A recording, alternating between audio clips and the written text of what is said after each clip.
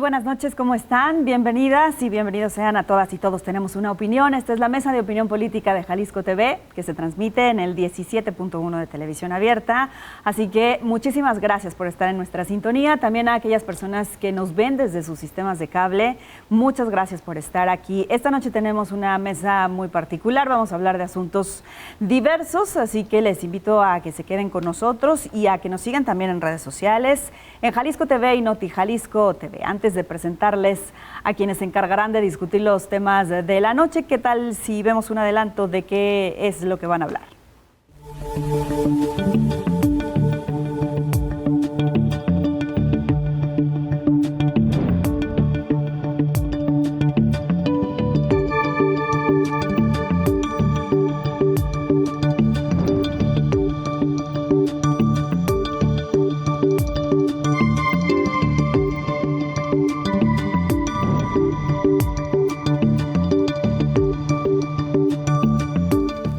Ahí lo tienen, una muestra de lo que viene en esta noche en Jalisco TV, y les presento a quienes me acompañan en la mesa. Fernanda Dudet, creadora de contenido, analista. ¿Cómo estás, Fer? Buenas noches. Buenas noches, aquí presente, lista para el chisme. Muy bien, bienvenida. Está con nosotros también Roberto Medina, consultor y analista político. Bienvenido, Robert. Muchas gracias, un gusto estar acá como cada jueves. Igualmente, el gusto es nuestro y, por supuesto, saludo con muchísimo gusto a Yolanda Barroso, comunicadora y analista. ¿Cómo estás, Yoli? Buenas noches. Hola, muy buenas noches, Maf, compañeros, Fer. Gracias a ustedes por recibirnos. Quédense porque están muy interesantes los temas y espero que igual esté la discusión. Pues ya, seguramente sí. Ustedes siempre hacen interesante esta discusión, así que comencemos con el primer asunto. Ya lo vimos en la mañanera, le dieron vuelo a esto que se publicó, a este informe del Índice de Paz en México. IPM, como se le conoce, es la principal medición del nivel de paz en los 32 estados de la República. Lo elabora principalmente el Instituto anualmente, el Instituto de la Economía y la Paz, y está integrado este instituto por expertos independientes, expertos con sede en distintas ciudades del mundo, por ejemplo, o entre otras, Sydney, Nueva York también está incluido, entre otras ciudades. La edición de este 2026 es la 13ª edición y cubre el periodo de 2015 a 2025. ¿Y por qué les digo que lo presumieron en la mañanera? Pues porque hubo una reducción significativa en el número de homicidios, y este índice de homicidios dolosos es la base, digamos, o abarca el 30% de los indicadores que mide este índice de paz en México. Yoli, comienzo contigo. ¿Cómo viste que la presidenta lo celebrara y dijera pues que van por muy buen camino? Lo celebra, pero yo no estaría tan optimista, Maf, porque revisando a este índice de paz en México, sí bajan los homicidios, pero aumenta, se reafirma la violencia intrafamiliar, o mejor dicho, aparece este índice de violencia familiar en México. Yo no estaría tan optimista ni tan contenta. Se habla de que las prisiones están rebasadas, se habla de muy poca reinserción después de las penas o después de que salen los presos. A mí me deja algo como un sabor agridulce este índice de paz en México. Se ve contenta la presidenta, pero los ciudadanos me parece que no tenemos mucho que celebrar cuando hay más acceso a las armas. Todavía hay muchas armas aquí en el territorio. El avance es apenas de un 5%. Y bueno, respetable el optimismo de la presidenta, pero pienso que no hay todavía mucho por celebrar con este ligero avance en el índice de paz en México. Y pues bien por Yucatán, que sigue siendo el estado más seguro, mal por Colima, el estado más inseguro, y yo creo que se van a vencidas con Sinaloa. ¿Tú qué destacarías de este informe, Fer? Es que está interesante porque creo que el mayor índice que se celebra es que disminuye en un 22.7% la tasa de homicidios en México. Sin embargo, tenemos que reconocer que estamos teniendo otro problema de manera paralela, que es los desaparecidos en México. Y esto es complicado porque tú no puedes denunciar de homicidio a alguien cuando no hay un cuerpo que encontrar. Entonces estamos hablando ahí de que tenemos primero una cifra que está sucia, pero también estamos viendo una dinámica que está cambiando en el crimen organizado. Se habla de una pax mafiosa, donde hay como mayor claridad de los monopolios en ciertas regiones, donde se pasa de una violencia letal visible a una violencia económica, como lo puede ser la extorsión o el cobro de piso, que esas en su gran mayoría no se denuncian y por lo tanto no lo puedes medir. Entonces, estas métricas son complicadas y son mañosas, porque si tú ves todo el tablero, de entrada hay cifras que no aparecen en el tablero, pero otras veces que se ajustan acá, homicidios, y sube violencia familiar, que está en su máxima, violencia comunitaria, que también se incrementó considerablemente, y también la percepción de inseguridad o el miedo ciudadano, que está en un 75%. Entonces, sí son cosas no para decir, ay, gobierno, estás haciendo todo absolutamente mal, pero sí volteas a ver y dices, ok, ¿cómo está cambiando el crimen organizado en México? ¿Cómo está el sistema de denuncias? ¿Y cómo se puede hacer para resolverlo? Porque algo que tiene la Pax mafiosa cuando se alcanza, acuérdense que cuando esta se quiebra, como lo pasa en Sinaloa, la violencia se destapa por los cielos. O sea, es como que no es que vuelves, si estás en un límite, o más bien en un nivel de violencia, sí, llegas a esta paz, baja un poco, no es que vuelvas al nivel de violencia cuando todo truena y empieza a haber conflictos por zona, se dispara. Y ese es un problema que también se tiene que considerar. Claro, porque de hecho menciona en el índice o en el documento que aunque ha habido avances en los indicadores de los estados, y eso es un avance efectivamente, también hay que tomar en cuenta que hay puntos localizados, focalizados, en donde la violencia puede estallar o incluso continúa después de una situación como la que viven en Sinaloa, ¿no? Que continúa después de 2 años, ¿no? Entonces, ¿qué nos dices tú de este índice, Roberto? Y con respecto también a lo que decía Fer en cuanto a los indicadores, si son mañosos o no, pues en México creo que todavía estamos debatiendo sobre la confiabilidad del sistema, del Secretariado Ejecutivo del Sistema Nacional de Seguridad y las cifras que nos presenta, y pues con base en ello es que se hace también este índice. Luego el tema de los indicadores, sobre todo cuando hablan de temas de seguridad, se vuelve un poco mañoso, sí, ¿no? Porque además hay demasiados factores de por medio, hay demasiados asegúnes, demasiadas consideraciones. Cualquier gobierno, el que me digas, va a agarrar el primer número que aparezca positivo, se van a agarrar de ahí como si no hubiera mañana. Pero la bronca con este tipo de cifras luego es que genera una percepción de duda, de desconfianza, porque vivimos en un entorno que es mayoritariamente violento, ¿no?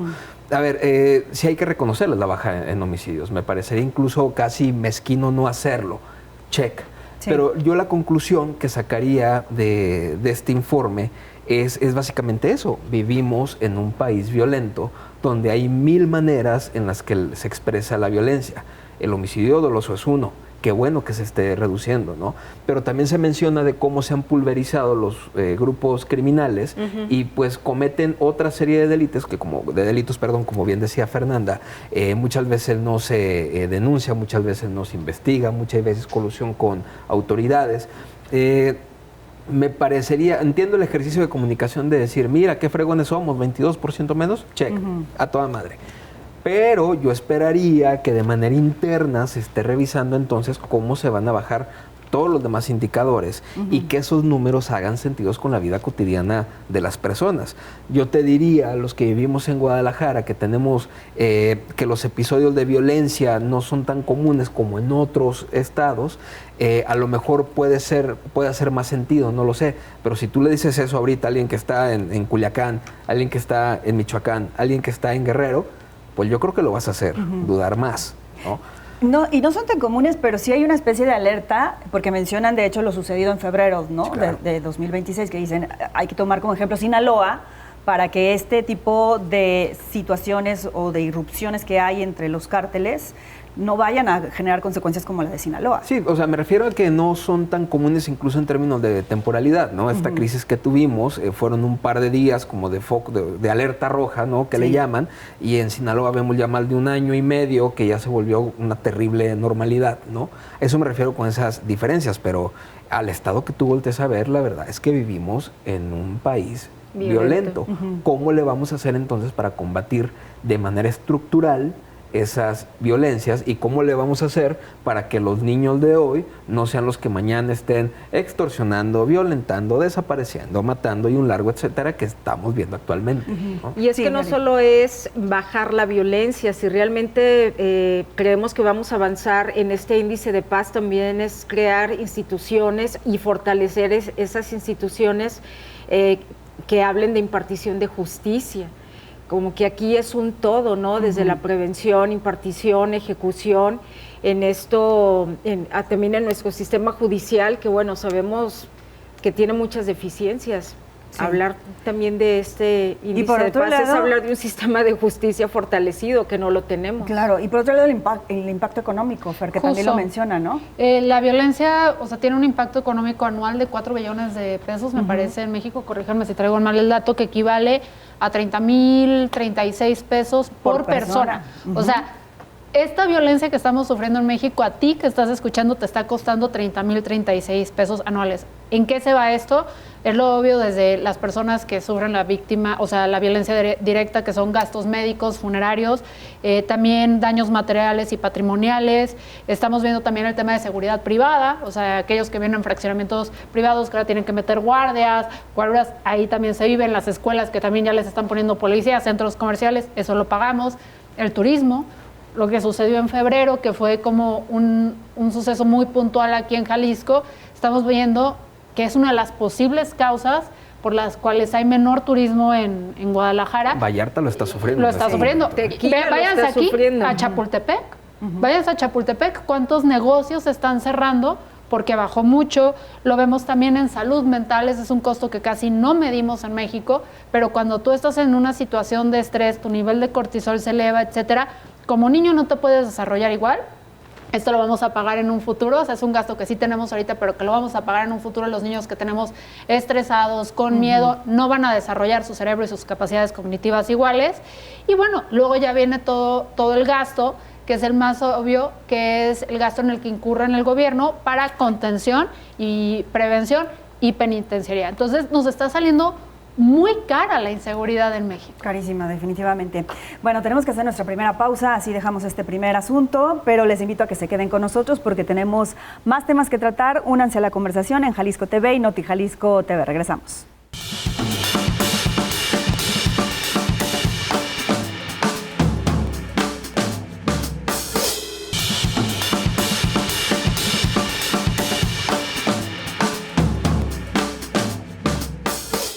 Gracias por continuar con nosotros. En Todas y Todos tenemos una opinión. Quiero hacerles el recordatorio de que las mesas de opinión de Jalisco TV se transmiten de lunes a viernes a las 10 de la noche y los martes y jueves ustedes pueden ser testigos de la mesa de opinión política, como es este caso. Así que vamos a avanzar con el siguiente tema. Esta noche me acompañan Fernanda Dudet, Roberto Medina y Yolanda Barroso.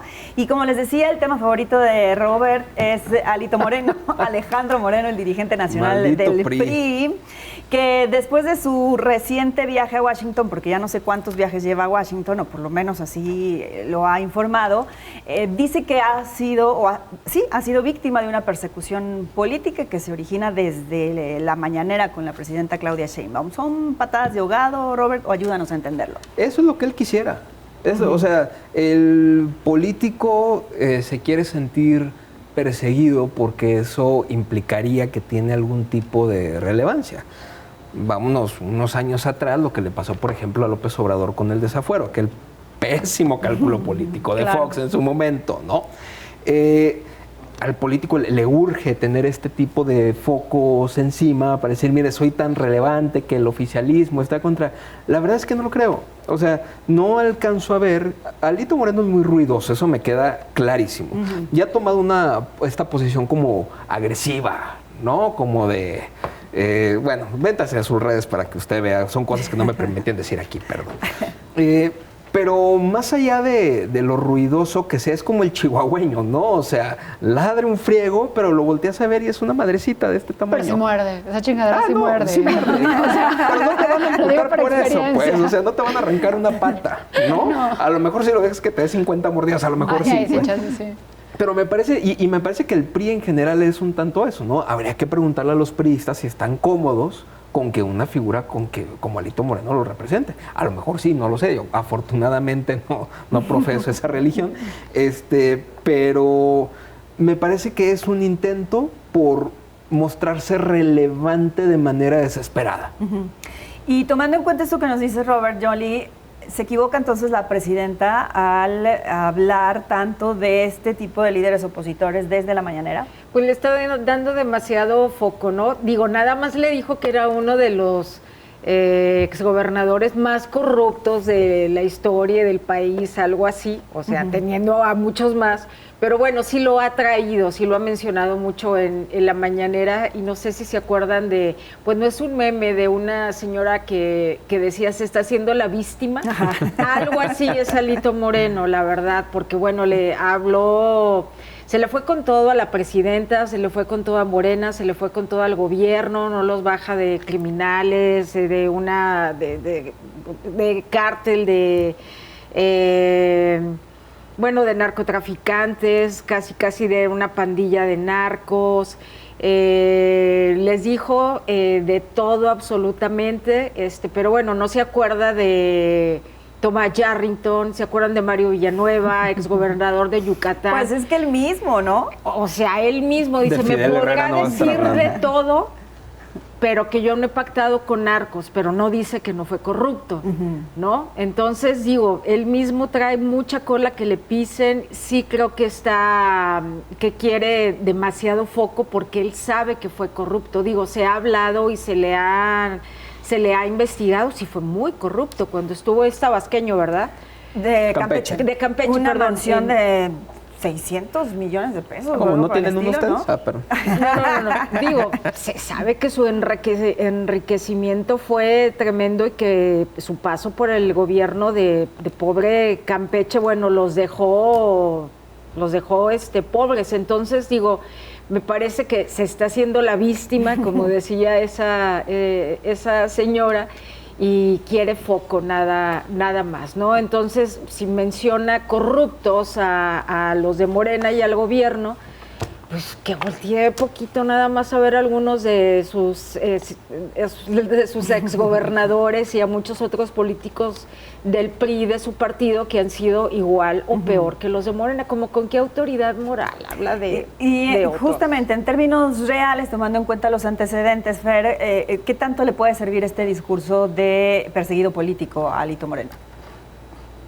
Voy a hacer un comentario, pero lo van a tachar de misógina por señalar a cierta femenina. Venga. Ya saben de qué hacer. Es que dos realidades pueden coexistir, o sea, y pueden ser muy ciertas. Algo que tiene Morena y que tiene Laida Sansores, que ha estado interviniendo, o sea, ha estado metiendo investigaciones en contra de Alito desde el 2022.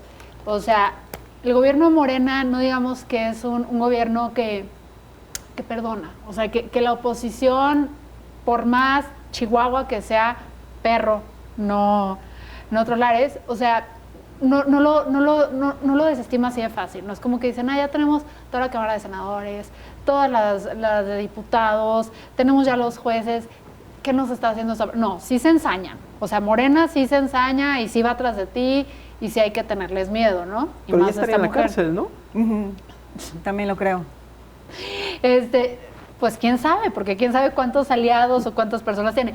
Y por el otro lado, la verdad es que también Alito, pues, así que todavía hace una blanca palomita, pues no es. Las dos realidades pueden coexistir sin minimizarse o desestimarse la una a la otra. Ahora, ¿qué tanto le puede funcionar? No sé, porque francamente, ahorita en México, no sé si esta crítica ya la hice en público o no sobre Claudia Sheinbaum, y otras, no la hice sobre Alessandra Rojo de la Vega, esta narrativa de pobre de mí, soy una víctima del sistema, no sé si ya es una narrativa que aporte políticamente, porque ya no quieres a víctimas del sistema en el poder, ya quieres a hijos de que agarren al toro por los cuernos y digan, ahora sí va a haber un cambio en México y vamos a hacer que las cosas sucedan, y tú me va a censurar porque soy una dama y estoy en espacio público. Entonces, ese es el discurso que yo esperaría, y más viniendo de un hombre que es líder de un partido político que durante 70 años mantuvo el poder. Así es. Entonces es como, ya no chilles, o sea, ya cállate, haz algo, además de tener presuntos actos de enriquecimiento ilícito y peculado y fraude fiscal. Haz algo. Un domingo tranquilo por la mañana, por favor. ¿Sabes cómo le llamó? Aquí lo anoté. Llamó a la gente del gobierno actual pandilla de delincuentes que hoy tienen el poder. Y que salieron de mi partido, pero que ahora tienen el poder y que también lo tenían en el pasado porque eran de mi partido. Eran de mi partido. ¿Quién te crees tú para llevártelos y que sean corruptos y criminales contigo? Hola, Lito. Míralo. Y será, es que podemos meter el meme, porque es que algo que me da risa cuando acusan a alguien del PRI o del PRI acusa a Morena es el meme de los 3 Spider-Man señalando. Justo lo traíamos a colación el martes pasado también. Ajá. Es eso, nuestros partidos políticos señalándose entre ellos, o sea, están tan mezclados que ya no hay color, nada más es un café raro. A ver, Robert, y tú que eres el consultor, te voy a hacer ya esta pregunta para cerrar el tema. ¿Será que podemos aspirar a un mejor nivel de debate político, público, o ya estamos condenados al marketing político de las redes sociales? Podemos aspirar a más Botox para empezar, ¿no? Pero bueno. No, me parecería un poco iluso creer que el nivel de debate, de enfrentamiento va a mejorar en cuanto a la calidad que se supone que nos merecemos. Sí creo que lo que va a pasar es que se va a endurecer todavía más entre más se acerca el periodo electoral. Y también, pues lo que te dicen los estudios es que una campaña entre más emocional, entre más conecte, pues va a ser más exitosa, y eso no siempre se logra con las propuestas o con esto que tendría que ser importante a la hora de tomar una decisión. Entonces, abonando al poco optimismo de la mesa, no lo esperemos. De acuerdo, hoy estamos negativos, definitivamente. Déjenme les cambio de asunto rápidamente, empecemos con el siguiente tema. Ayer, por poco, una manifestación que ya había sido anunciada previamente de productores campesinos y también de algunos conductores o transportistas, se convierte en un absoluto caos. Si bien sí generó problemas y tuvo repercusiones en la Ciudad de México, pues finalmente no fue a nivel nacional como también lo habían anunciado. Y por la tarde el gobierno federal decide que era el marco perfecto para aprobar este acuerdo a favor de los productores del campo. ¿Cuánto nos va a durar esto, Fer? No sé, pero me parece que somos unos miserables si no estamos con el campo. O sea, así tal cual. Como mexicanos, si no estás con la gente del campo y si no estás entendiendo que lo que a ellos les cuesta producir en 6,500 pesos y se los están comprando a 5,200 y estás de acuerdo con ellos y estás de acuerdo que si se muere el campo, se muere el país, eres un miserable. O sea, seas del gobierno que seas del partido que seas. Creo que porque ya están hablando de una situación de vida o muerte, ya no están hablando como de, ay, bueno, no voy a ganar tantísimo dinero, sino de, a ver, esto se está yendo al carajo. Sí. Creo que no se van a calmar, y más porque viene el Mundial. Y yo, si fuera ellos, organizaría un desmadre. Miren, que no se le olvide a nadie. Este Mundial es de los campesinos y el del maíz blanco.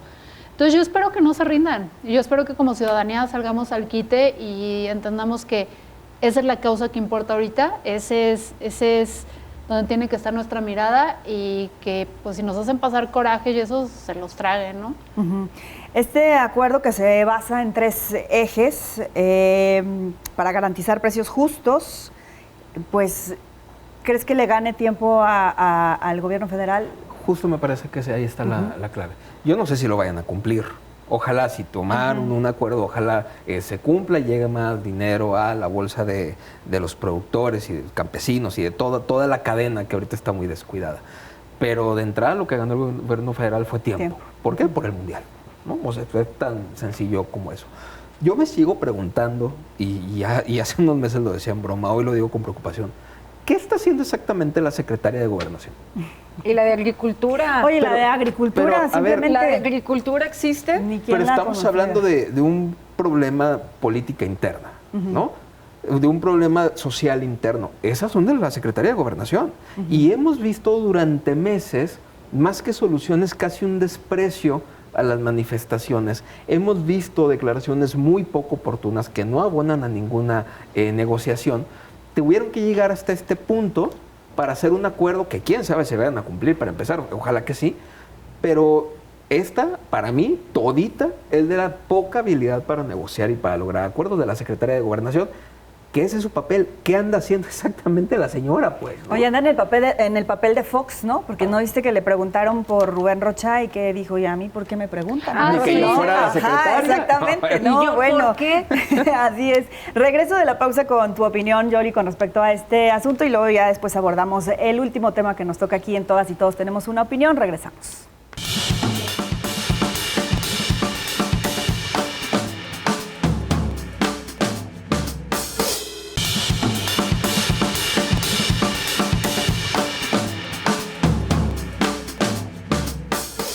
Estamos de vuelta. Gracias por seguir aquí en Todas y Todos Tenemos una Opinión, la mesa de opinión política de Jalisco TV. Y vamos con nuestro segundo asunto de la noche. Es un tema que tiene que ver con cuestiones medioambientales.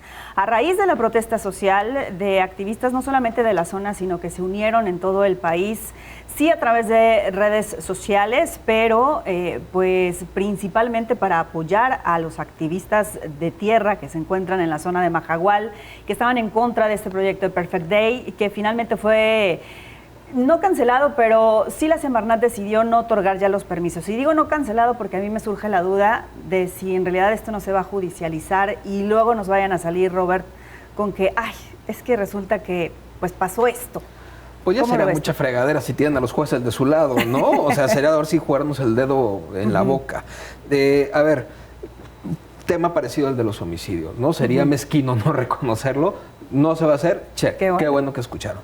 Ojalá que esto realmente fuera una política ambiental, que no lo ha sido, no lo vemos. O sea, se han encargado de destruir todo lo que tiene que ver con medio ambiente, desde refinería, desde Tren Maya, desde un montón de proyectos que que ni siquiera salen de privados, que salen del mismo gobierno. Y ahí sí les valió mal. Es que nadie puede destruir nuestro ecosistema más que nosotros. Exactamente. O sea, si alguien se va a joder este México, somos nosotros. Que no se metan con mis narcos, ¿no? O sea, igual. Entonces, es como de, qué bueno que se hizo ruido, porque si no se hubiera hecho ruido desde la sociedad civil, esto no se hubieran echado para atrás, ¿eh? Tampoco es como, insisto, esto no se traduce en una política medioambiental.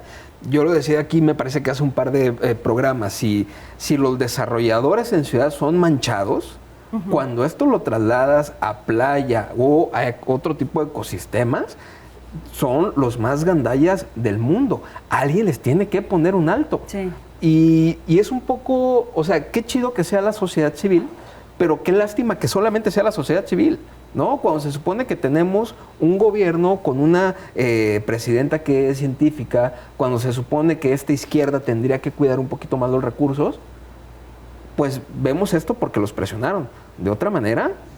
Oye, pero la oposición también, porque, o sea, a mí lo que me impresiona la oposición es que llega la sociedad, todo el mundo, les dice, aquí está el balón, aquí está la portería. O sea, literalmente no es cruza esa línea. Y es como la oposición así de rascándose el cerebro por la nariz en la lela, que no, o sea, no los ¿Pero vimos. te sorprende que la oposición no proteja el medio ambiente? No, claro que no. O sea, no lo hicieron cuando estaban en gobierno. No estoy diciendo que no me sorprenda que protejan el medio ambiente. Eso me queda claro que les vale absolutamente a todos los gobiernos. Lo que me sorprende es que ya no tienen ni siquiera capacidad de capitalizar sobre una causa tan noble y tan victoriosa. Que bueno, ok. A mí lo que me sorprende es que hayamos tenido por lo menos una buena noticia en una mañanera. Claro. Que la que parece que todos o casi todos estuvimos de acuerdo, que bueno, se le puso freno a esto, se escuchó, como dices, a la sociedad civil, hicieron su chamba los influencers, funcionó el hashtag Salvemos Majahual, que parece algo así era, y dices, bueno, aparece Alicia Bárcena, la secretaria de Semarnat, diciendo que no, porque bueno, pensaban destruir, creo que eran 900 o 90 hectáreas de selva y manglares. Era un proyecto, sí, muy atractivo, muy costoso, toboganes, albercas, restaurantes con mucha inversión, pero también se iban a llevar buena parte de la selva, manglares y especies como tortuga y bueno, otras especies, pues iban a sufrir. Yo también, ahora que tras bambalinas y antes de que entráramos, Maf ya nos metió la idea de, ¿y si lo judicializan? Ojalá que no suceda, pero por lo pronto nos hicieron la mañana en una mañanera pensando que le pusieron freno a este proyecto de Royal Caribbean. Claro, sobre todo tengo esta duda, o no soy tan optimista ya últimamente, pero... Nadie, somos optimistas aquí. Sí, se ha ido mi optimismo. Bueno, no sé si alguna vez lo tuve, pero bueno, pensando en que es una zona que ya de por sí está lastimada por el Tren Maya, y este tren se creó también con un propósito de hacer crecer la zona con ese tipo de proyectos comerciales, ¿no?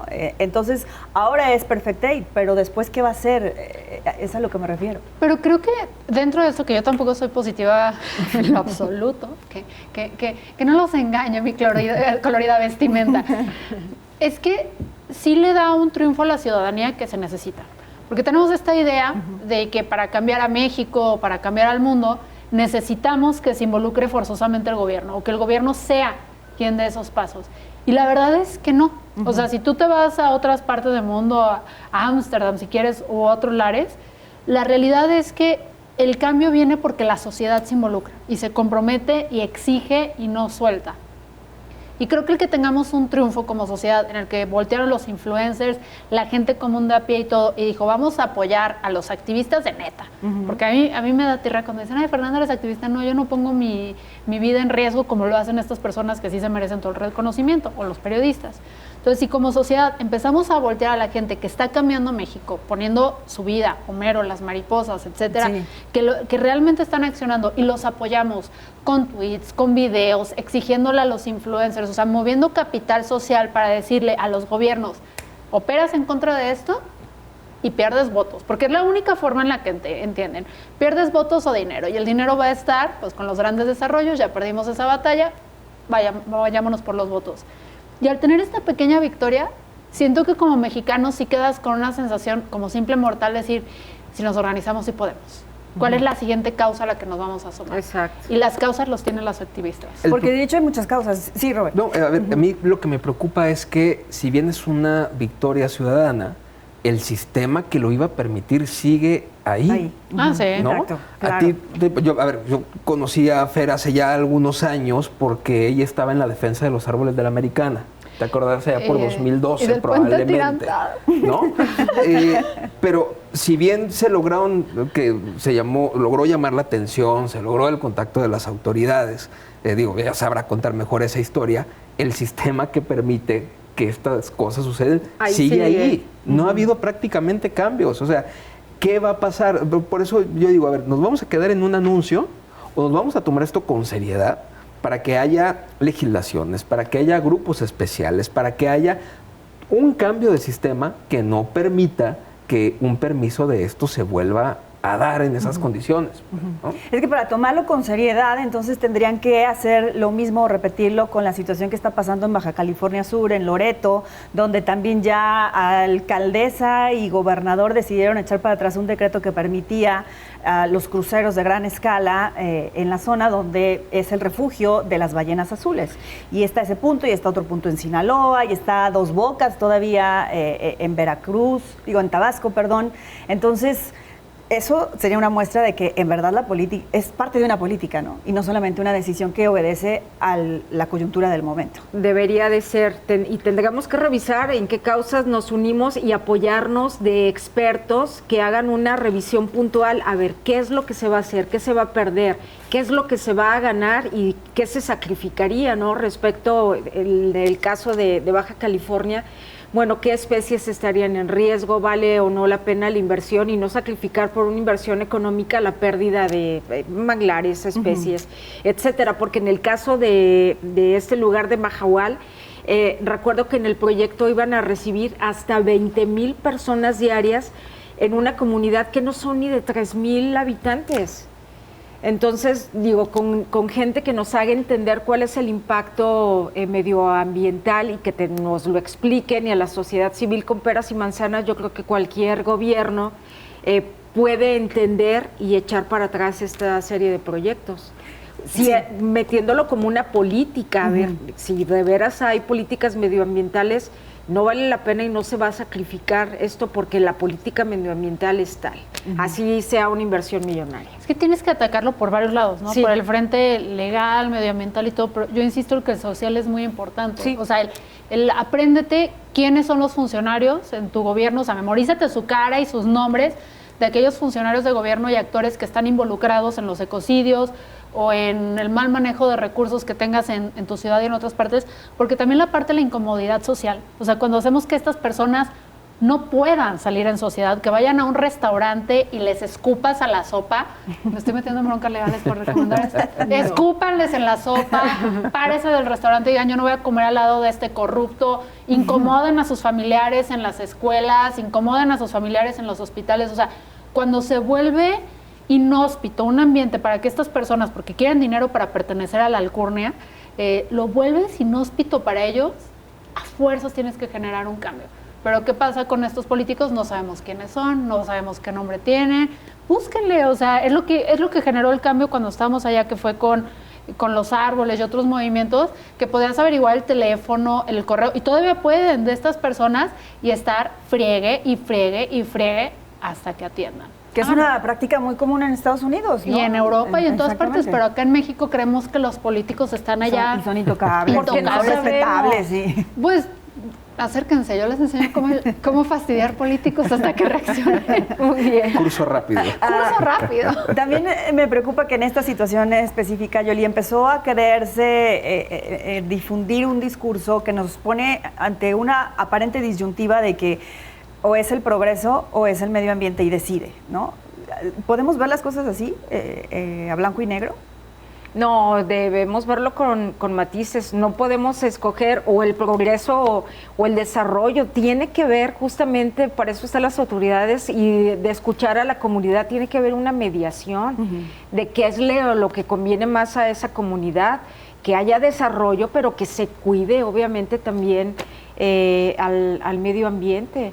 Y para eso están los expertos en esas áreas, cómo se construyeron algunos parques acuáticos o cómo se cuidó, y espero que se haya cuidado todos estos parques que pertenecen a Xel-Há, Xcaret, etcétera, etcétera, que se supone tienen una revisión y supervisión muy precisa del ecosistema, ¿no? Oye, tienen ahorita el poblado que está ahí, ya tiene ahorita mucha visibilidad, fácilmente se le puede invertir una campaña a gobierno de turismo local para que vayas y consumas de los establecimientos que ya están ahí.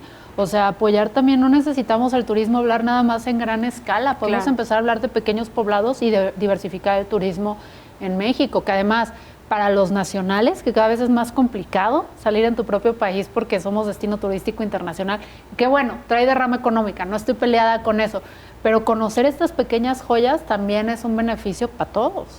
Sí, definitivamente. Bien, pues tenemos que dejar este debate, nada más por lo pronto, para hacer una nueva pausa y seguir después con otros asuntos. Aunque no le guste a Robert, vamos a hablar de Alito Moreno y va a ser él el que nos va a dar la primera opinión al respecto. Así que regresamos con eso.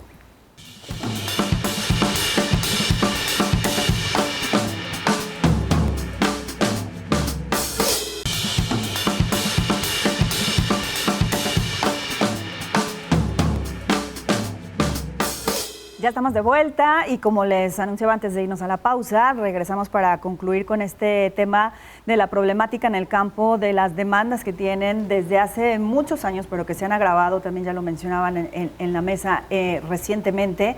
¿Y qué piensas del acuerdo al que llegaron, Yoli? ¿Crees también que nada más es para ganar tiempo o cuándo podemos ver resultados visibles? Pues sea para ganar tiempo o no, el apoyo se lo merece el campo, sin lugar a dudas, con un precio más justo, con más apoyos económicos de parte del gobierno, que la Secretaría de Agricultura, si es que existe, se haga notar y realmente les dé este apoyo, y también a los transportistas, que sé que también se comprometieron en otorgarles más seguridad, y junto con la Guardia Nacional, porque también sufren mucha violencia, sufren muchos asaltos, son atracados también en el transcurso del transporte de mercancías, del maíz y todo, porque son muy inseguras las carreteras de nuestro México. Sé que también hay un compromiso por ese lado, si no solo en precios injustos, en que la compra y la producción del maíz, sino que también los atracan en las carreteras. La verdad es que pobre campo, pobres campesinos. También todo nuestro apoyo a los transportistas y a los productores del campo. Deben ya cumplirles, porque si no se les va a armar. Yo también creo que están tan hartos y tan cansados que, aunque quieran blanquear a la ciudad por el Mundial, se van a hacer presentes. Violeta. La está pintando Brugada Violeta. Y ajolotizar. Y ajolotizar, que la quieran blanquear y brugadizar y como sea. Sí, de todo. Están limpia, hartos, se van a hacer presentes como lo habían anunciado en Monterrey, y en Guadalajara y en la Ciudad de México, y van a llegar con sus tractores y sus camiones. Estas personas sí saben cómo cerrar el país, a diferencia de nuestro secretario de Educación, de cómo cerrar escuelas. Exacto. Focalizado. Y lo van a cumplir si no les cumplen a ellos con los acuerdos a los que quedaron. Ellos son de palabra, la gente de campo. Si dice sí, es sí, tiene palabra. Bien, pues vamos al siguiente asunto, el último que nos toca abordar en esta noche. En Todas y Todos tenemos una opinión. En el Congreso del Estado se aprobó la ley para garantizar los derechos de niñas, niños y adolescentes en entornos digitales seguros, conocida como Pantallas Seguras, Ley Pantallas Seguras.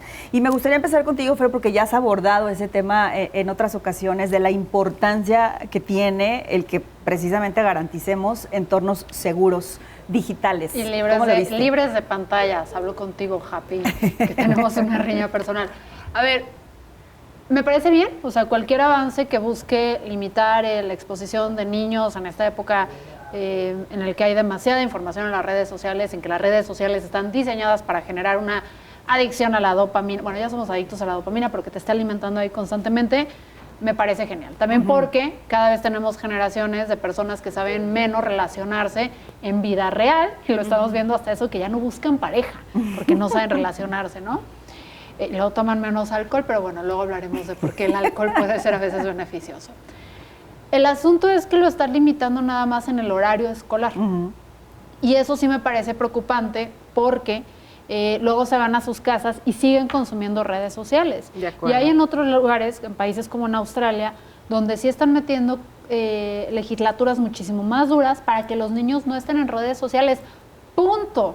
O sea, en el horario escolar o no escolar. Entonces creo que qué bien que tuvimos un avance acá, pero creo que la ley debió ver hacia otros lados. También es cierto, y no puedo voltear y decir, es que los papás a veces necesitan poner a los hijos en pantallas y todo eso porque estás sobreexplotado, estás en tránsito, ya no tienes los recursos emocionales para lidiar porque el sistema te está fastidiando, menos dinero, más tiempo el carro. O sea, eso también es cierto, que le sirve como apoyo a los papás, y que además, por lo mismo que la ciudad está diseñada con las patas, hablando particularmente de Guadalajara, pero creo que aplica a todo México, tampoco ya puedes contar con tu red de apoyo, de vivir cerca de tu mamá, cerca de tus tías, de tus amigos, para que te brindan. Entonces, tenemos un problema multifactorial. Pero lo que concierne en redes sociales es que está comprobadísimo que entre menos los expongamos a redes sociales, mejor para su desarrollo. No les podemos quitar, ¿cómo se llama la literacy? Pero ¿cómo se llama? En digital, el que sean fluidos y sepan usar las herramientas digitales, porque también ahí viene la nueva revolución industrial, aprender a trabajar con máquinas. Entonces, es un balance delicado donde por un lado los limitas, pero por el otro lado les tienes que ayudar a que sean más letrados. Ayúdame. Estoy intentando hacerlo con todas mis fuerzas. Pero creo que no te cacha a qué te refieres. Intentando ayudarte y no es posible. No he podido. Pero bueno, eso es lo que creo. Gracias por tu ayuda, compañero. No sé cómo lo veas, Robert. Yo tengo mis dudas en cuanto a que van a ser padres de familia, padres y madres de familia, junto con profesores, quienes se encarguen de determinar los protocolos, es decir, que va a haber un acuerdo en común, y yo no sé si podemos lograr a estas alturas acuerdos en común. A ver, de entrada me parece algo positivo en el sentido de que, según he escuchado, esto es algo que ya tiene bastante tiempo trabajándose. O sea, esto no fue una ocurrencia de la noche a la mañana, hay que meter esta iniciativa, no. Me parece incluso, con todo el temor del mundo equivocarme, me parece que el DIF y su presidenta, la señora Maye Villa, ha estado muy entrada en el tema, ¿no? Me parece desde ahí positivo que se hayan tomado el tiempo para analizarlo. Eso no quita que su operación va a ser un pedo, pues, ¿no? O sea, porque hay demasiados factores que se conjugan, y pues después de esta aprobación tendrá que seguir en etapa de prueba y error, ¿no? Sí. Que los expertos sigan opinando, escuchar a los maestros la experiencia con esta nueva ley en las aulas, escuchar a los padres de familia cómo se puede mejorar, quizá en un segundo paso ver cómo se extiende también al hogar, es decir, hay un montón de cosas todavía que tienen que pasar para que veamos un efecto positivo a causa de esta legislación. El primer punto me parece que la legislación ya existe. Y nada más por chisme aquí, porque Maya Villa sí es cierto, tiene varios aciertos y no tiene tanta presencia en... Lemos, dale espacio a Maya. Así. Eso me parece bien valioso, ¿eh? Sí, Eso me es parece un bien asset valioso, político muy porque, interesante de esa mujer. Cuando tú ves los resultados del DIF, cuando estaba en Zapopan, cuando estaba en Guadalajara, lo que está haciendo sin tener, me da la impresión, sin querer mayor vista, mayor... ¿Qué es lo que le hace más agradable? ¿no? Porque es un perfil discreto, ejecutivo, agradable, educado, o sea, es un gran... Y efectivo. Y sobre todo... Póngala más en redes a ella. O sea, menos paradas de mano de Lemos, más a la señora Maya explicando qué está haciendo con el DIF. Porque sí ha habido una mejora en el DIF desde que ella está. Sin duda. Esto me parece sumamente interesante. Ojalá no se suelte en el proceso para que, supongo que en algunos años podamos ver resultados positivos. Sí, porque además también va a ser fundamental el papel de los municipios que tendrán que regular, se van a meter a regular y también pues hay diferencias muy notables en los municipios, por ejemplo, del área metropolitana de Guadalajara con los del interior. ¿Tú qué impacto crees que tenga, Yoli? Pues mira, yo pienso que esta ley de pantallas seguras es un acierto que haya sido aprobada en el Congreso, pero siento que llega muy tarde. Los chicos son nativos digitales. Nacieron con la tableta, con el celular, ve cómo se desempeña un niño desde preescolar, ya desde la tableta y el teléfono, ahora le vienes a decir a los papás vamos a regularlo. Creo que la regulación en casa tendrían que sentarse muy bien y explicarles a los papás, porque primero la ley no incluye ningún tipo, y no hablando de sanción, no tiene por qué ser punitiva esta ley, pero... Lo que sucede en la casa ya no es competencia de la Secretaría de Educación. Esto va a ser en la escuela, que los chicos menores de 14 años no tengan acceso a las redes sociales. No, pero lo tienen en la casa. Pues a mí también lo que me parece muy interesante es que como Estado hemos perdido mucho brillo en cuestiones de innovación tecnológica. Porque este tema de legislar pantallas, redes sociales y todo esto es algo que en un Estado como lo llegó a hacer Jalisco, ya sé, pero desde Aristóteles, o sea, cuando Aristóteles le metió durísimo, fue el quien inauguró la Secretaría de Innovación, ¿no? Sí. Y luego Alfaro hizo más o menos bien ahí su trabajo y sí hemos perdido esa chispa que traíamos como el Estado que volteaban a ver, no solamente en México, sino en otras partes del mundo se están haciendo las cosas muy bien ahí. Y lo vemos cuando las legislaciones tardan tanto en suceder. Qué bueno que hubo un avance, qué bueno que se está limitando, qué bueno que abrieron los ojos, pero no podemos perder esa ventaja competitiva en la revolución que estamos teniendo ahorita, que es de la inteligencia artificial y tecnología. Entonces, hace falta que se voltee otra vez a ver a las comunidades, porque no es nada más cuestión de legisladores, o sea, si llegamos a ser fuerza como Estado en cuestiones de innovación, fue porque se apoyaba a aquellas comunidades que fomentaban el intercambio de ideas, ¿no? Hackers and Founders, Hacker Garage, Startup Weekend, etcétera. Y creo que es voltear a ver y decir, nos estamos durmiendo. Bueno, ya vamos entonces a ese punto, esperemos que lleguemos pronto y esperemos que lleguemos de la mejor manera. Nos tenemos que despedir. Muchísimas gracias por estar con nosotros, a Fernanda Dudet, gracias a Roberto Medina, también a Yolanda Barroso por estar con nosotros esta noche, a todo el equipo de producción, pero por supuesto y sobre todo gracias a ustedes que nos ven en esta noche. Quédense aquí en Jalisco TV. Buenas noches.